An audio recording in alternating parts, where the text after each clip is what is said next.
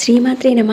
దేవీ నవరాత్రుల్లో 10 రోజులు దుర్గమ్మ దేవికి పూజ చేస్తే ఎంత ఫలితం కలుగుతుందో ఈ నవరాత్రుల్లో కుమారి పూజన చేస్తే అంత ఫలితం అనేది వస్తుంది.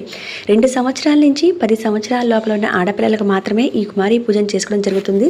మొదటి రోజు కుమారిగా, 2వ రోజు త్రిమూర్తిగా, 3వ రోజు కళ్యాణిగా, 4వ రోజు రోహిణిగా, 5వ రోజు కాళికగా, 6వ రోజు చండిక, 7వ రోజు శాంభవి, 8వ రోజు దుర్గా, 9వ రోజు సుభద్ర. ఇలా 10 రోజులు కూడా 9 రోజులు 10 రోజులు దసరాతో మొత్తంగా ఈ కుమారి పూజని నవరాత్రుల్లో చేసుకోవటం వల్ల చాలా మంచి ఫలితాలు అయితే కలుగుతాయండి. మన ఇంటి ఆడపిల్లలకు కానీ బయట వారి ఆడపిల్లలైనా పిలిచి అమ్మవారి స్వరూపంగా భావించి తమకు తోచినట్టుగా 16 ఉపచారాలతో పూజ చేయడమే కాకుండా తమ శక్తి కొలది తాంబూలం అనేది ఇచ్చుకోవాలి.